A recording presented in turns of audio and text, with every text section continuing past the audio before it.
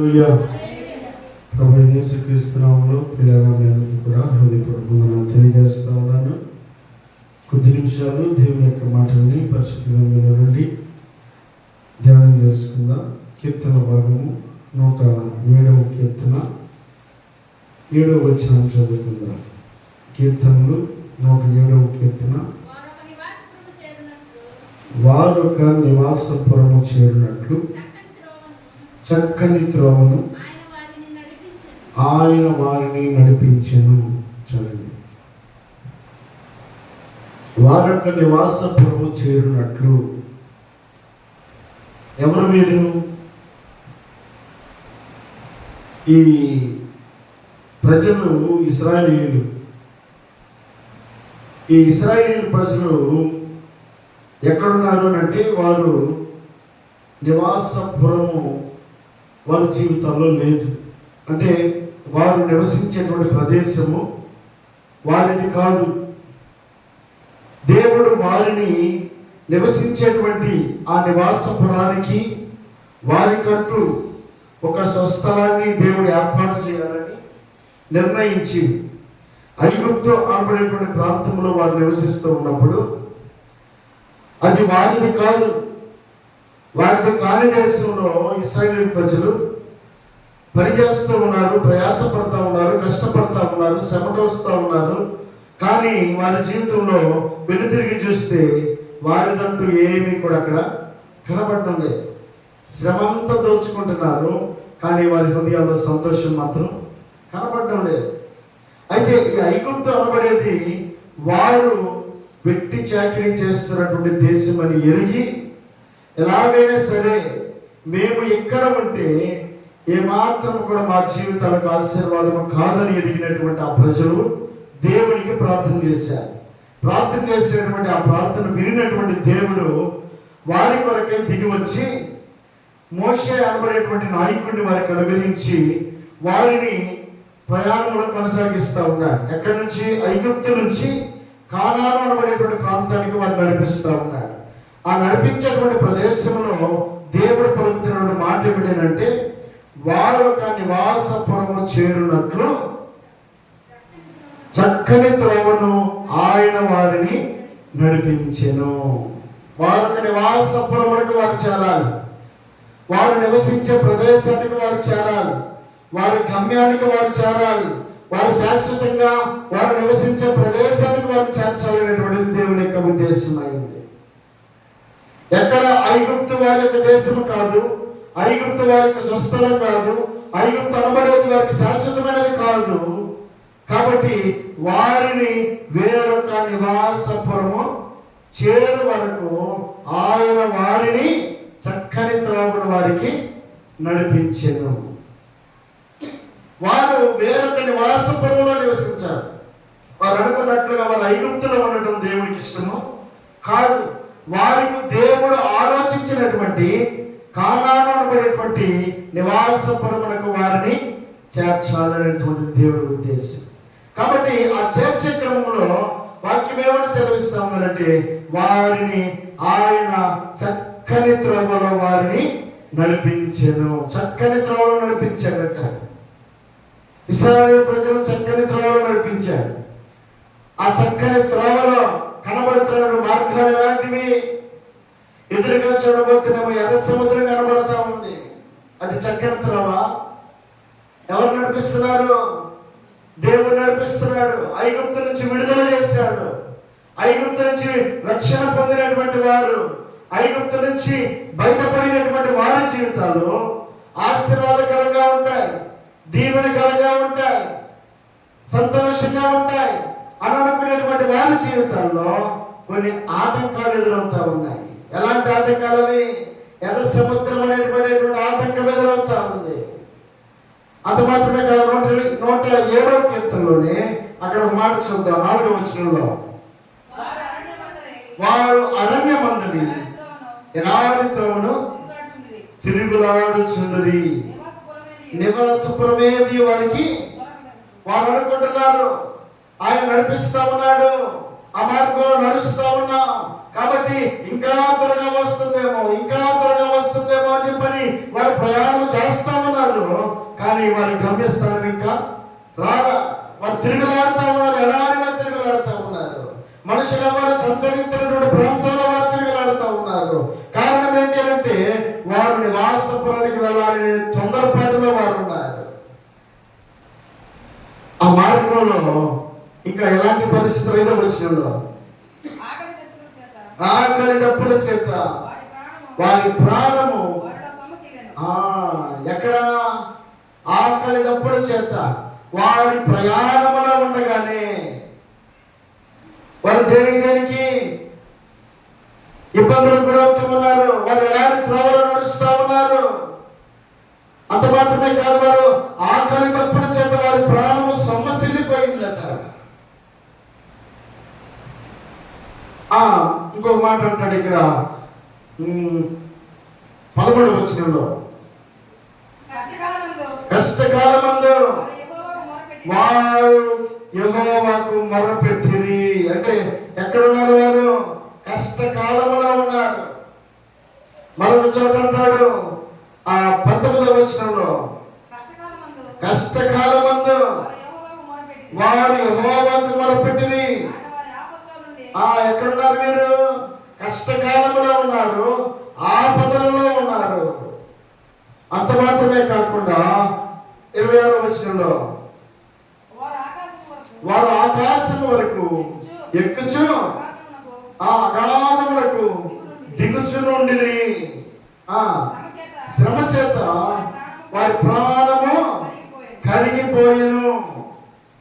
మత్తులైన వారి వలె వారు ముందుకు వెనకకు దొరకచ్చు, అటు ఇటు తోలుచుండిరి.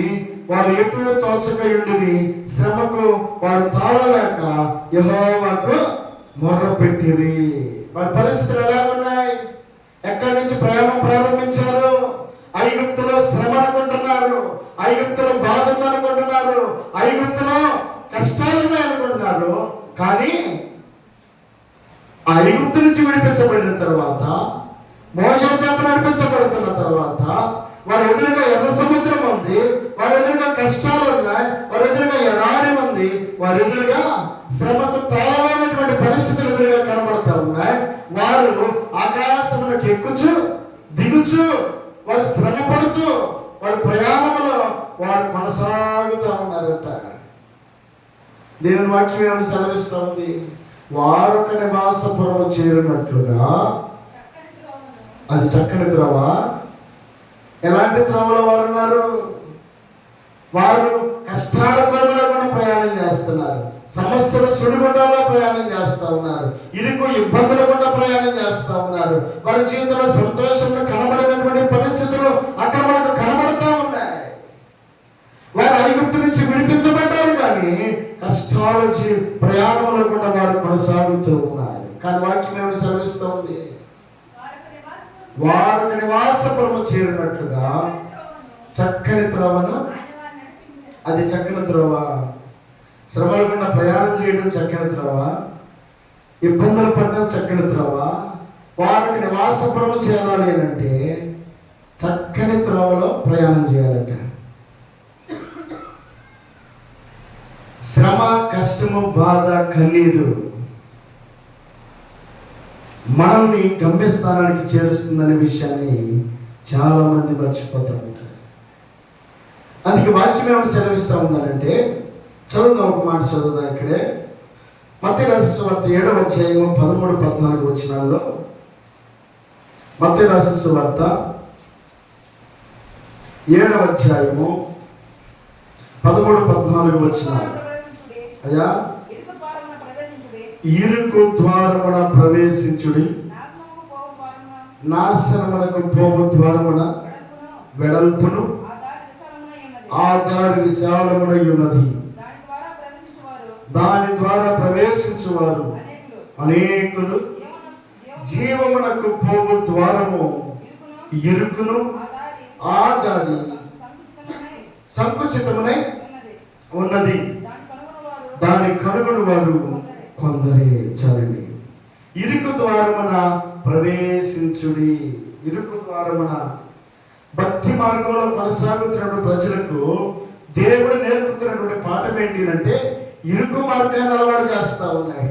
ఇరుకు మార్గంలో స్వేచ్ఛ ఉండదు, ఇరుకు మార్గంలో సంతోషం ఉండదు, ఇరుకు మార్గంలో మనం అనుకున్నవి ఏవి కూడా జరగవు. అదే విశాలమైన మార్గం అనుకో, మనకి ఇష్టం వచ్చినట్లుగా చేయొచ్చు, మనం ఏది నచ్చితే ఆ ప్రకారంగా జీవించడానికి అవకాశం ఉంటుంది.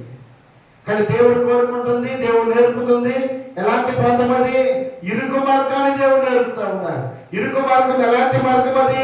ఇరుకు ద్వారమున ప్రవేశించుడి, నాశనమునకు ద్వారమును వెడల్పు, ఆ దాని విశాలమునై ఉన్నది, దాని ద్వారా ప్రవేశించువారు అనేకులు, జీవమునకు పోవు ద్వారము ఇరుకును ఆదరి. అదండి దేనికోసం? జీవమునకు పోవు ద్వారం అంట. జీవము అంటే మనం బ్రతికించే దారి ఇరుకు మార్గమైంది. విశాల మార్గంలో అనేకలు కోరుకుంటా ఉండాలి. ఆ విశాల మార్గంలో సంతోషం ఉంటుంది, ఆనందం ఉంటుంది. కానీ ఇరుకు మార్గంలో కన్నీరు ఉంటుంది, బాధ ఉంటుంది, కష్టం ఉంటుంది. కానీ దేవుణ్ణి ఎరిగినటువంటి బిడ్డలకు దేవుడు ఇస్తున్నటువంటి మాట ఏమిటంటే, మీరు ఇరుకు ద్వారమున ప్రవేశించండి. ఎందుకు దేవుడు ఇశ్రాయేలు ప్రజలకి కష్టాలకుండా వారు నడిపిస్తా ఉన్నాడు? వారు అడిగిన దాకా ఆహారం పెట్టలేదు, వారు ప్రార్థించిన దాకా ఎర్ర సముద్రాన్ని పాయలు చేయలేదు, వారు కష్టాల గుండా శ్రమల గుండా ప్రయాణం చేస్తూ ఉన్నారు, ఎడారిలో ప్రయాణం చేస్తూ ఉన్నారు, వారు ఇరుకుగా ప్రయాణం చేస్తూ ఉన్నారు. ఈ మార్గాలు, ఈ కష్టాలు, ఈ కన్నీటి, ఈ పరిస్థితులన్నిటినీ కూడా ఆయన ఉద్దేశం ఏంటి అంటే, ఆయన వారిని వేరొక నివాసపురమునకు చేర్చాలి. వారు నివసించే ప్రదేశం ఎలాంటి ప్రదేశం అయి ఉండాలి? అది జీవము కలిగినటువంటి ప్రదేశం అయ్యింది. ఆ జీవము కలిగినటువంటి ప్రదేశమునకు పోవాలి అంటే ఇరుకు మార్గము ఎంచుకున్న వారే దానికి అర్హులై ఉన్నారు. దేవుని స్తోత్రం చెల్లిద్దాం. హల్లెలూయా. పరిశుద్ధ గ్రంథంలో లూకా రాసిన సువార్త ఒక మాట చదువుదాం. లూకా రాసిన సువార్త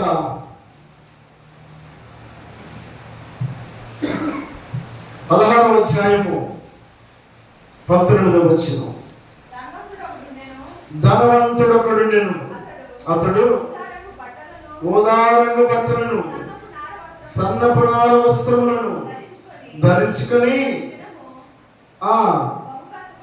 ప్రతి దినము బహుగా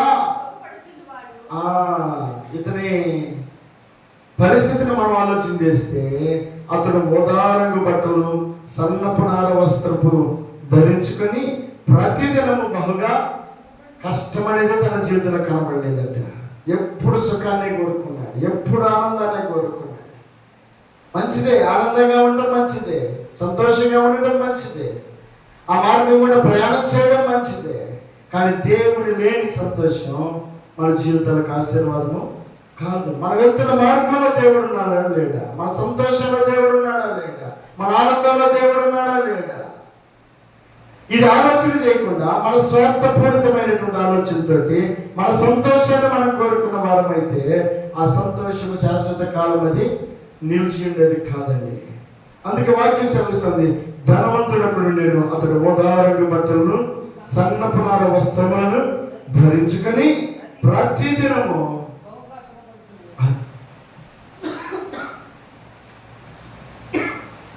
తన జీవితం ప్రారంభించినది మొదలుకొని అతడు బహుగా సుఖపడుచు ఉన్నటువంటి వ్యక్తిగా కనబడతాడు. ఒకనొక దినాన 22వ వచనంలో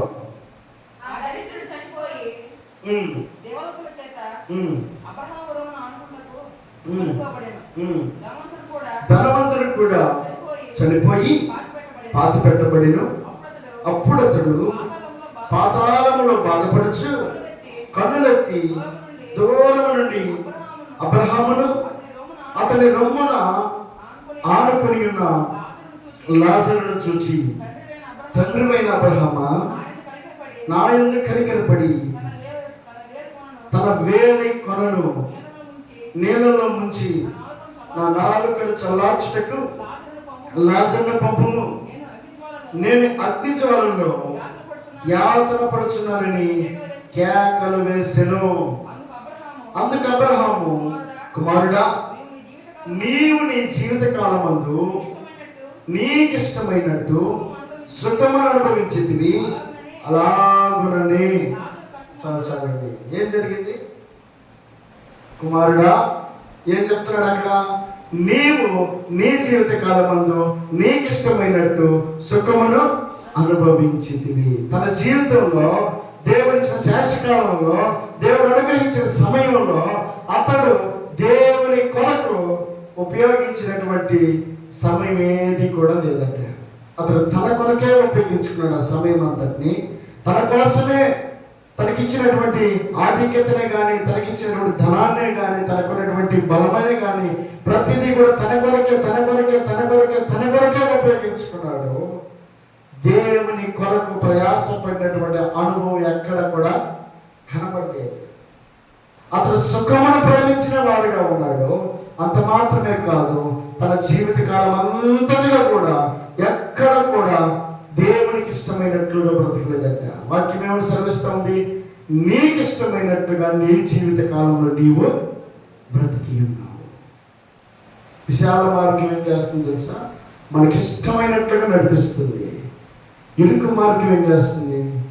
దేవునికి ఇష్టమైనట్టుగా నడిపిస్తుంది. దేవుని స్తోత్రం చెల్లిద్దాం. హల్లెలూయా. ఇరుకు మార్గమును అతడు ఎంచుకొనక విశాల మార్గమని అతడు ఎంచుకున్నాడు. ఒకానొక దినాన అతడు జీవమును పోగొట్టుకున్నాడు. ఎక్కడున్నాడు ఇప్పుడు? నిత్య నరకాగ్నిలో ఉన్నాడట. మరొక వ్యక్తి తనకిచ్చినటువంటి జీవితంలో, తనకిచ్చినటువంటి శేషకాలంలో 20 వచనం అంటాడు, అతడు 20 వచనం, లాజరును ఒక దరిద్రుడు నేను, వాడు కురుపులతో నిండిన వాడై ధనవంతుని ఇంటి వాకిట పడి ఉండి అతని బల్ల మీద నుండి పడు రొట్టె ముక్కలతో ఆకలి తీర్చుకొన గోరెను. అంతేకాక కుక్కలు వచ్చి వాడి కురుపులు నాకెను. ఆ దరిద్రుడు చనిపోయి దేవదూతల చేత అబ్రహాము రొమ్మున ఆనుకొనుటకు కొనిపోబడెను. చాలండి. ఏం జరిగింది? తన జీవితంలో కనబడినటువంటి విశాల మార్గం ఏమీ లేదు. తనకి ఇష్టమైనట్లుగా జీవించడానికి అవకాశం ఏమీ కూడా అతడు పొందుకోవాలి. తనకున్న జీవితంలోనే అతడు దేవునికి ఇష్టమైనట్లుగా బ్రతకడానికి నేర్చుకున్నాడు. తనకున్న దానిలోనే దేవునికి నచ్చినట్లుగా బ్రతకడానికి నేర్చుకున్నాడు.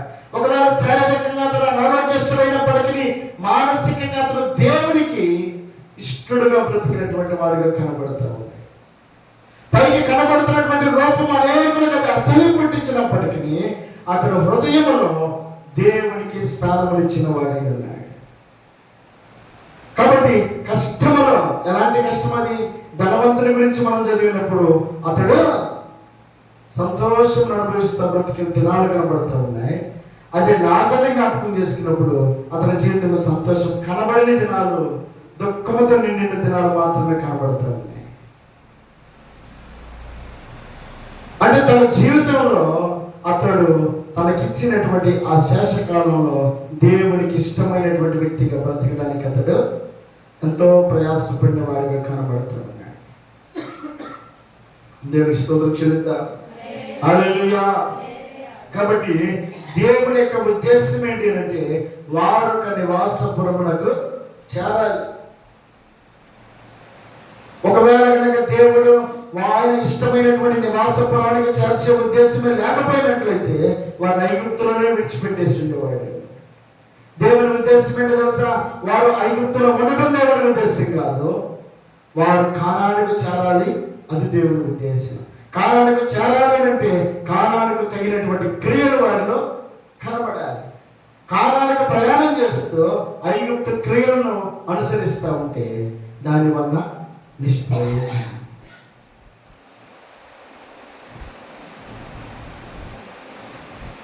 కాబట్టి దేవుని వాక్యం సెలవిస్తూ ఉంది, ఇదిగో వారొక నివాసపురమునకు చేరినట్లుగా ఆయన వారిని చక్కని త్రోవను నడిపించెను. చక్కని త్రోవలు ఆయన నడిపించారు. ఈ చక్కని త్రోవ ఎలాంటిది?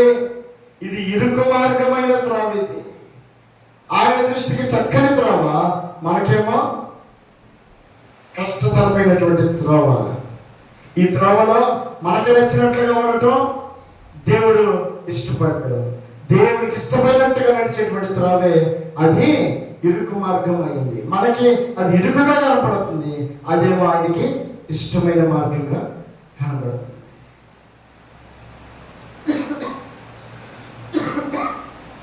కాబట్టి ఇరుకు మార్గంలో మనకు దేవుని నివాసపురానికి చేరేటువంటి గమ్యం మనకు దేవుడు చూపించేవాడు ఉన్నాడు. దేవుని స్తోత్రం చెల్లిద్దాం. హల్లెలూయా. అందుకే సామెతల గ్రంథంలో ఒక మాట రాయబడింది 14:12 వచనంలో.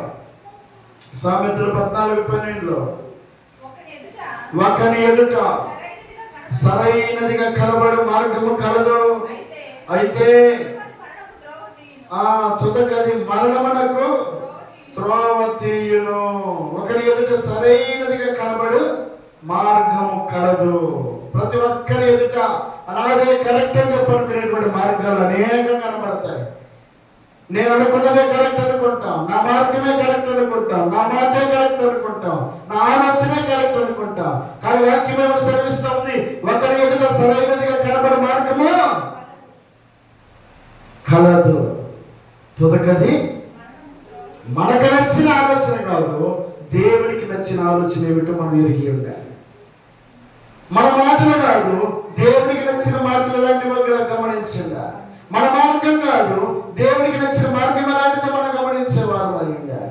అప్పుడు ఆయన మార్గాన్ని మనం గుర్తించగలిగినప్పుడు మన ఎదుట కనబడిన మార్గం మనకు సరైనదిగా మనకు కనబడదు.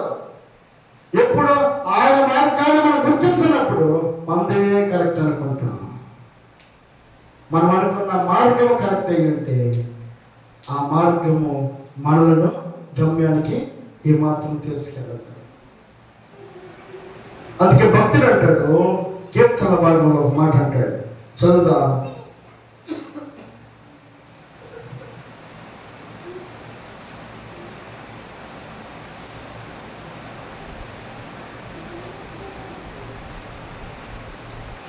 నూట 28వ కీర్తన 1వ వచనం. యెహోవా యందు భయభక్తులు కలిగి ఆయన త్రోవల యందు నడుచు వారందరూ అదండి. యెహోవా త్రోవల యందు నడుచు వారందరూ ధన్యులు. ఆయన త్రోవలు ఎలాంటివి మనం గమనించిందా? మన ఎదుట సరైనదిగా కనబడేటువంటి త్రోవను మనం ఎంచుకుని ఆ మార్గంగా మనం నడవటం మనకు ఆశీర్వాదం కాదు. కానీ వాక్యం సెలవిస్తూ ఉంది, చదువుదాం. యెహోవా యందు భయభక్తులు కలిగి అదండి, ఆయన త్రోవలలో మనం భయభక్తులు కలిగినటువంటి వ్యక్తులమై ఉంటారు. ఆయన మార్గంలో నడుస్తూ ఉన్నప్పుడు మనము భయాన్ని భక్తిని కలిగినటువంటి ఆ మార్గంలో మనం నడవగలిగినప్పుడు మనము ధన్యులుగా ఎంచబడగలుగుతాం. దేవుని స్తోత్రం చెల్లిద్దాం. హల్లెలూయా. 119వ కీర్తన 105వ వచనం చూద్దాం. నీ వాక్యము నా పాదములకు దీపమును, నా త్రోవకు వెలుగునై ఉన్నది. చాలండి. నీ వాక్యము నా పాదములకు దీపము, నా త్రోవకు వెలుగునై ఉన్నది. మన పాదాలకు దీపము దేవుని యొక్క వాక్యము. అదేం చేస్తుందో తెలుసా? మన త్రోవకు అది వెలుగుగా ఉంటుంది. దేవుని వాక్యము మనం ఎటు నడవాలో మనం నిర్దేశించేది దేవుని వాక్యం. దేవుని వాక్యము ప్రకారంగా మనం నడవగలిగినప్పుడు ఆ వాక్యము మనం సరైనటువంటి మార్గంలో నడిపించడానికి అది దారి చూపిస్తుంది. అందుకే భక్తుడు అంటాడు, ఇదిగో దేవా నీ వాక్యము నా పాదాలకు దీపము. మన పాదాలు తొట్టిల్లిపోకుండా, మన పాదాలు దారి తప్పిపోకుండా ఉండాలి అంటే దేవుని వాక్యమును అనుసరించే భక్తులమై ఉండగలిగితే ఆ వాక్యం ఏం చేస్తున్నారు? మన పాదాలకు దీపముగా ఉంటుంది. ఎటు నడవాలో, ఎటు అడుగు వేయాలో, ఎలా మాట్లాడాలో, ఎలా నిలబడాలో ఆ వాక్యమే మన సరైనటువంటి మార్గంలో నిలబెడుతుంది. అందుకే భక్తుడు అంటాడు, దేవా నీ వాక్యము నా పాదాలకు దీపము. యెహోవా యందు భయభక్తులు కలిగిండుట, ఆయన త్రోవలందు నడిచిండుట ధన్యుడు. ఆయన త్రోవలందు నడవాలి అంటే ఆ వాక్యమును మన పాదములకు దీపముగా పెట్టుకున్న వారమై ఉండాలి. ఈ రాత్రికాల సమయంలో దేవుడు జ్ఞాపకం చేస్తూ ఉన్నాడు. దేవుడు తన వాక్యము ద్వారా మాట్లాడుతూ ఉన్నాడు. వారు నివాసపురములకు చేరాలి. వారు ఐగుప్తులను వెళ్ళడం దేవుని ఉద్దేశం కాదు. వారు నివాసపురములకు వారు చేరాలి. వారు శాశ్వతమైనటువంటి స్థానానికి వారు చేరాలి. వారు శాశ్వత గమ్యానికి వారు చేరాలి. ఎక్కడుంది ఆ గమ్యం అంటే అది కానాను అనబడేటువంటి ప్రాంతంలో, ఆ కానాను ఆ ప్రాంతంలోకి నడిచేటువంటి క్రమంలో వారు అనేక రకాలైనటువంటి ఇరుకు మార్గం గుండా ప్రయాణం చేశారట. ఆ ఇరుకు మార్గంలో ప్రయాణం చేసిన వారు నమ్మకంగా కొనసాగిన వారు గమ్యానికి చేరగలిగారు. అదే ఆ ఇరుకు మార్గం నుండి, ఆ కట్టుబాట్ల నుండి, ఆ మార్గంలో నుండి, దేవుని యొక్క ఆలోచనల నుండి వెక్కసం పుట్టిన వారు, దేవుని వాక్యమును దేవుని మాటలను పెడచెవిన పెట్టిన వారు, సరుగుకొని గొనుక్కున్నటువంటి వారు అందరూ కూడా అరణ్యములో రాలిపోయారట. గమ్యానికి కొంతమందే చేరగలిగారు. ఎవరనంటే ఆ ఇరుకు మార్గం అనుసరించిన వారు మాత్రమే. దేవుని స్తోత్రం చెల్లిద్దాం. హల్లెలూయా. ఈ రాత్రికాల సమయంలో దేవుడు నీతో మాట్లాడుతున్నాడు. నిన్ను ఆయన నివాసపురములకు చేరు వరకు ఆయన నిన్ను చక్కటి త్రోవలో ఆయన నడిపించాలని ఇష్టపడతా ఉన్నాడు. ఆ చక్కటి త్రోవలో ఇరుకు, ఆ చక్కటి త్రోవలో సమస్యలు, ఆ చక్కటి త్రోవలో కష్టాలు ఉంటాయి, ఆ చక్కటి త్రోవలో ఇబ్బందులు ఉంటాయి. వాటన్నిటి కూడా ప్రయాణం చేస్తూ నిన్ను గమ్యానికి చేర్చాలని దేవుని ఉద్దేశమైంది. కాబట్టి ఆ యొక్క పరిస్థితుల గుండా నేను మనం ప్రయాణించగలిగినప్పుడు ఆయన కోరుకున్నటువంటి నివాసములకు మనలను చేర్చుకోవడానికి ఆయన ఇష్టడై ఉన్నాడు. దేవుడికి మహిమ కలుగును గాక. అలాగే అక్కడ వారి గురించి మనం చదివినప్పుడు అక్కడ ఒక మాట చూద్దాం. 30వ వచనంలో 107వ కీర్తన 30వ వచనంలో, అవి నిర్మలమైనవని వారు సంతోషించిరి, వారు కోరుకొనిన రేవునకు అదండి ఎక్కడ నడిపించాడు? వారు కోరుకొనిన రేవుకు. ఏదైతే దేవుడు చెప్పాడో, ఇదిగో వారిని ఆ పరిస్థితుల గుండా నడిపిస్తున్నటువంటి దేవుడు చెప్పినటువంటి మాట ప్రకారంగా వారు వేరొకరి వాసపురములకు చేరినట్లుగా ఆ చక్కటి త్రోవలో నడిచేటువంటి వారు కోరుకొనిన రేవులకు ఆయన నడిపించాడట. ఆ నడిపించేటువంటి వారిలో కొందరు మాత్రమే నడిపించగలిగారు, కొందరు విడవబడ్డారు. ఈ రాత్రికాల సమయంలో దేవుడు నీకు నాకు మనందరికీ కూడా ఆయన చక్కటి త్రోవను చూపిస్తా ఉన్నాడు. ఆయన మనకు చక్కటి గమ్యాన్ని చూపిస్తా ఉన్నాడు. ఆయన జీవము శాశ్వతంగా నిలిచినటువంటి ప్రదేశములకు నడిపించాలని ఆయన కోరుకుంటా ఉన్నాడు. ఇదిగో లాజరు కోరుకున్నాడు ఈ లోకంలో సంతోషమును, ఈ లోకంలో ఉన్న ఆనందమును, ఈ లోకంలో ఉన్నటువంటి ఐశ్వర్యమును అతడు కోరుకొని దాని ప్రకారం నడవడానికి తన ఇష్టత చూపించలేదు. కానీ కష్టములో కూడా తన భక్తిలో అతడు నడవడానికి ఇష్టపడ్డాడు. ఇదిగో లాజరు అబ్రహాము కుడి పార్శ్వమున కూర్చొని ఉన్నాడు. బాగా పెరిగాడు, బాగా తన యొక్క జీవితంలో కష్టం అనేదే తెలియకుండా సుఖంగా జీవించాడు. కానీ ఇప్పుడు ఎక్కడ ఉన్నాడు తెలుసా? అతడు ఆరుని అగ్నిలో కాలుతో, అబ్రహామా ఒక్కసారి అయ్యా నీ చిటికిన వేలుతోటి ఆ నీటి బొట్టును నా నాలుక మీద వేయని చెప్పినంటే అతడు వీలు లేని పరిస్థితుల్లో అక్కడ తన యొక్క ప్రాణాలను అక్కడే విడిచిపెట్టబడిన పరిస్థితిని మనం గమనిస్తాం. ఈ రాత్రికాల సమయంలో దేవుడిని జ్ఞాపకం చేస్తున్నాడు. నీవు కోరుకున్న రేవు అది ఇరుకు మార్గం అయి ఉండొచ్చేమో, కష్టాల మార్గం అయి ఉండొచ్చేమో, సమస్యల మార్గం అయి ఉండొచ్చేమో. వారు అంటున్నారు, మేము ఎక్కుచు దిగుచు, మా పరిస్థితులు ఎక్కుచు దిగుచు మేము కష్టకాలంలో ప్రయాణం చేసామని అంటున్నారు. అలాంటి మార్గాల గుండా ఒకవేళ ప్రయాణం మన జీవితంలో కనబడుతున్నప్పటికీ, మన భక్తి జీవితంలో మనం అడుగులు వేసేటప్పుడు ఎక్కడ మనం తొట్టిల్లిపోకుండా విశాలం వైపు మన ఆలోచన కాక ఇరుకు మార్గంలో మనం కనుక అడుగులు వేయగలిగితే, ఎలాంటి పరిస్థితులు మన కళ్ళ ముందు కనబడుతున్నా, ఇదిగో మనం కోరుకున్న రేవుకు నడిపించేటువంటి దేవునికి ఇష్టమై ఉన్నట్లుగా మన జీవితాలు మనం కొనసాగించగలిగితే దేవుడు మన గమ్యమునకు చేర్చేవాడే.